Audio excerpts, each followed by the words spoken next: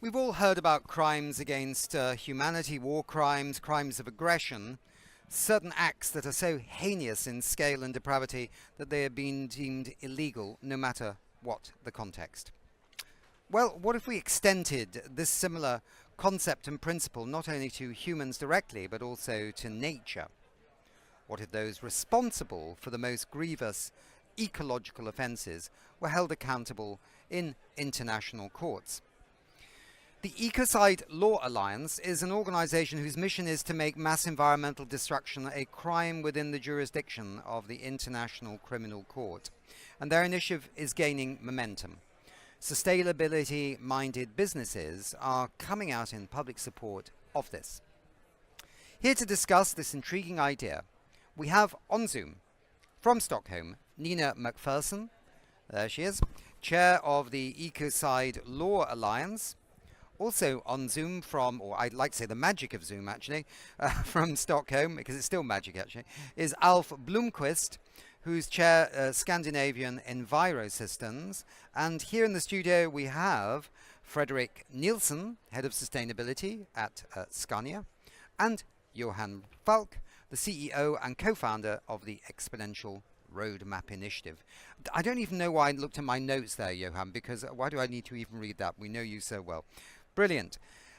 Nina, we know you well too, and that's fantastic. Let's begin with you. Could you say a little more about what ecocide law means? Because we have a big audience out there, maybe not everybody's heard about it. And then what kinds of environmental damages do you envisage being prosecuted under an ecocide law? Thank you, Nick. I'm really delighted to be here today to talk about ecocide law. Ecocide law means an international legislation that will make mass destruction of nature criminalized, and that we can make top decision makers responsible, and they will be held responsible before the International Criminal Court in The Hague. It has gone from, I would say, a very powerful concept to a very even more powerful definition. A couple of years ago, in 2021, a panel of international lawyers were put together by Stop Ecocide, a Stop Ecocide Foundation, I would say, and they worked on a definition that came out very clear, very powerful, and defined crimes that were in the same parity and as the other crimes in the Rome Statute. I have to read to you now, because otherwise I'll get this wrong. But this definition that was published in July 2021 clearly states that what should be criminalized is unlawful or wanton acts committed with knowledge that there is a substantial likelihood of severe and either widespread or long-term damage to the environment. And I think that has given us something really powerful to work with for the future. Okay, super. Nina, we're going to have a more chat about this and dig in further, but let's just make sure we've got given everybody a chance. And Alf, your company, Scandinavian Enviro Systems, has officially voiced its support for the ecocide law, even before, in fact, there's now a new EU environmental directive, isn't there? So even before that, you were behind it. So there is progress happening. Tell us about this. What was your motivation? At Scandinavian Enviro Systems, we produce sustainability by having developed technologies for recovering end-of-life tires. And by doing that, we reduce CO2 emissions by more than 90%. We recover local valuable raw materials, and we help to create the circular economy for the tire and rubber industry. Ecocide Law Alliance represents a way to support global environmental protection that are core to our business and our values. We believe in holding companies and individuals legally accountable for substantial ecological harm to protect the world as we live in and leveling the playing field for industries. Mm-hmm. Okay. That's the background. Super, Alf. All right. Fredrik, you work for one of the world's biggest truck manufacturers that's doing a lot of great work in sustainability. Looking at it from the perspective of major industries, how do you view the proposal to make ecocide an international crime?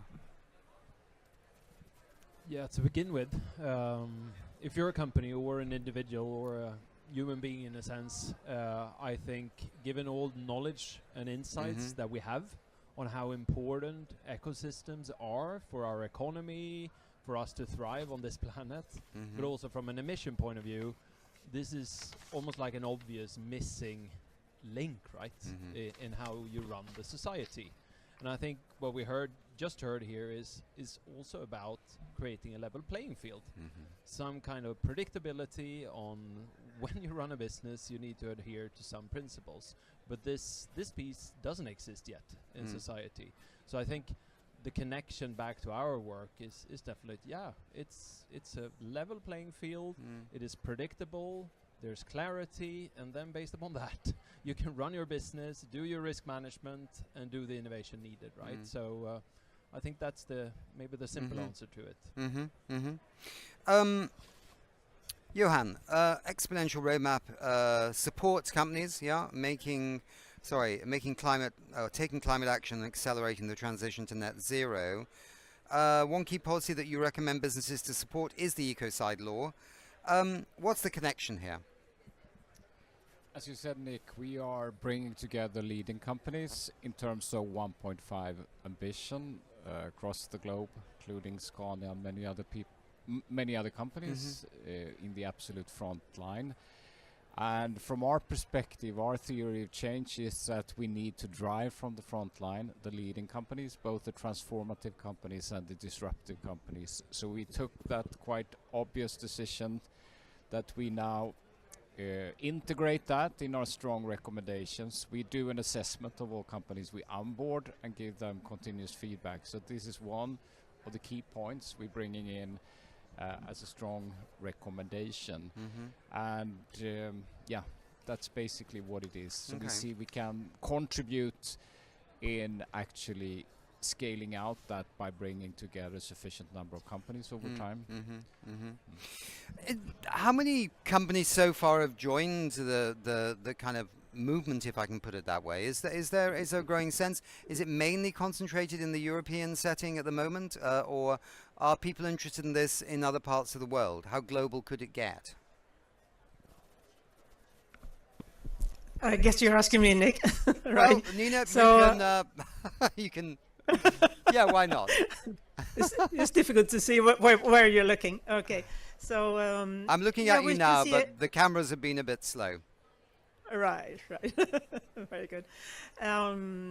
You can see. So, Johan, you are organizing people from very many parts of the world. We have started in Sweden, but we have also sister organizations and the umbrella organization Stop Ecocide International. They are talking to companies as well as politicians, as well as religious leaders and so on. So we are gaining momentum as we speak. But if you look at what Ecocide Law Alliance have so far, is mainly Swedish companies, because we started where we live and we have our strongest network. Okay. Let's ask the simple question here then, which is, this is a climate COP. We're at a conference of the parties here in Baku. By the way, the atmosphere is very good here right now, I must say. There's a real positivity in the room. I don't know if you feel that as well, Fredrik. Yeah. And how would an ecocide law advance climate change mitigation? Give us like some bullet points on this. Who would like to take that? Is it Nina again? All right. I don't know. Go for it, Nina. Well, from my point of view, an ecocide law would protect the biodiversity first and foremost. But as everything is interconnected, whatever we do on our planet Earth is connected with each other. So by protecting biodiversity, we also get help to protect and human rights. We will be helped stopping or reducing the impact of the rising temperatures in the world. So everything is interconnected, and we need to protect it. Okay. What drives your personal commitment to this issue? Let's everybody have a little say on this. Fredrik, what drives your personal commitment on this issue, personally? I think it's maybe a repetition of what I said before. It doesn't really matter if you're a company or an individual, right? Right. I think what we're discussing here in Baku this week is, how do we really get the commitments, keeping the line in the right direction, and then getting plans in place. And obviously that is to some extent something else, but what we're talking about here, as I see it, is a part of the base layer, right? That if you really take ecosystem services in the totally wrong direction, that is not okay to do, right? So that, I think this is almost a missing brick in the fundamental piece of how we run businesses, right? But it's not only businesses. I mean, this legislation or this crime is also about to be able to be put on individuals, right? So I think that is where I come from. It's kind of surprising that we don't have it in a sense. Yeah, that's very interesting indeed. Let's go back to Stockholm. Can we just ask our dear friend there, Alf, what's your kind of personal feeling on this as well, emotions? For me, I think it's extremely exciting to challenge and change the fundamentals of a new, extremely large fossil-based industry by creating a totally new and sustainable way of doing business, which helps both environmental but also has extremely good financial prerequisites. So it's changing something quite dramatically, and being part of that is really exciting for me. Johan? Yeah, my personal commitment, yes. The reason I shifted gears like 10 years ago, because I've been spending all my life in the IT technology industry, was basically I was part of setting up something called Our Kids Climate. So that is where my commitment is, when I really understood that it's about our children's future, and that what we do today will have impact on that, on our grandchildren's and future generations. That is what drove me to take a decision to shift gears in a new direction, but to see how I can use my competence in a positive way.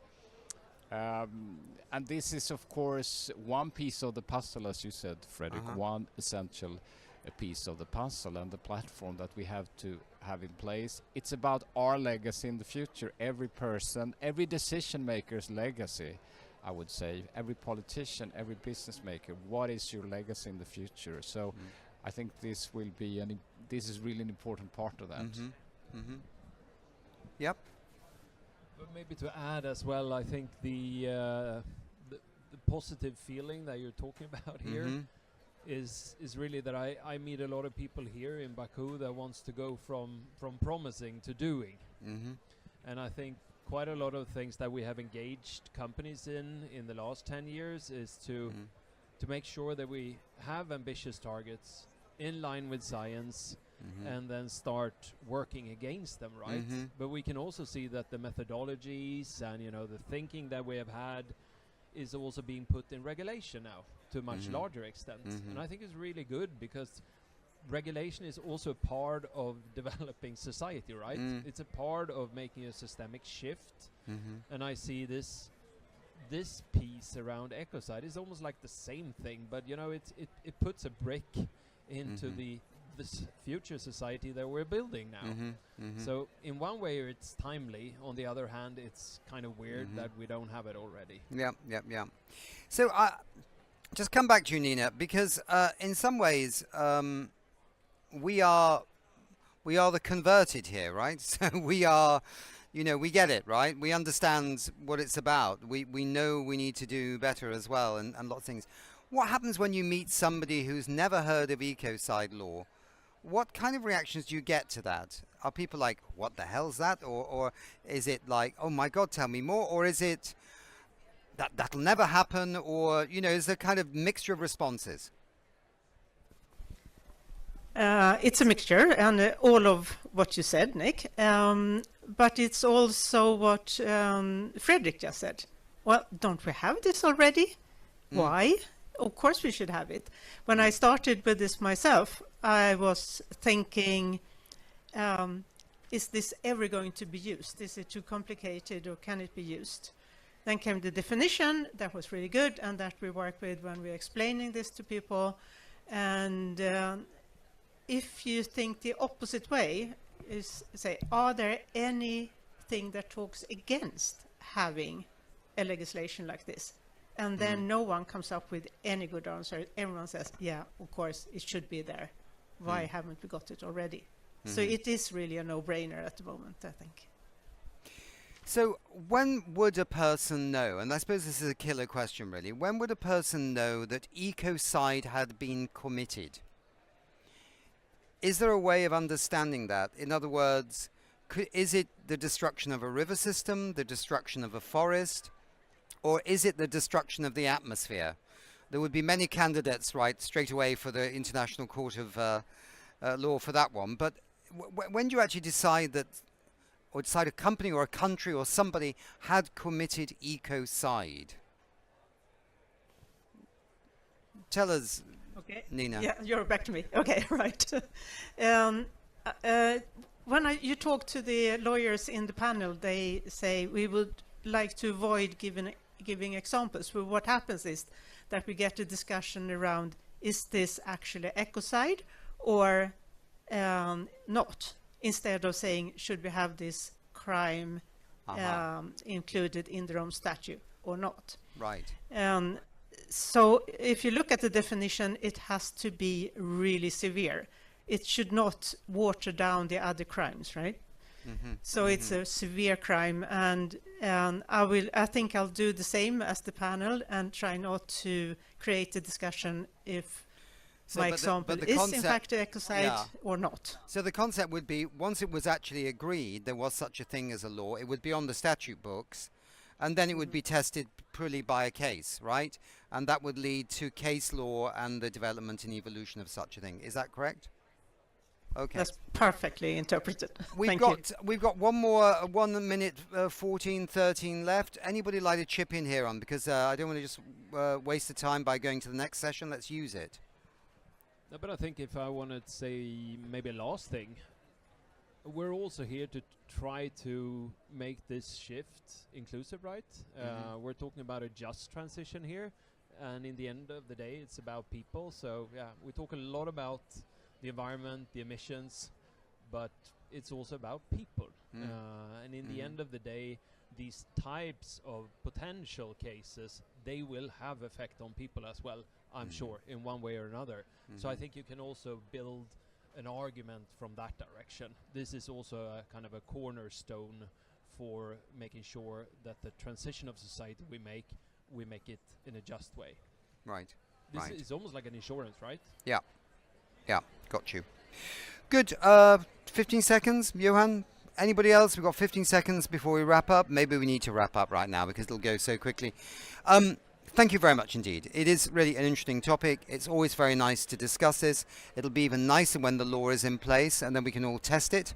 We're looking forward to that day. So thank you very much for being with us. Thanks a lot indeed, guys, for being on the stage.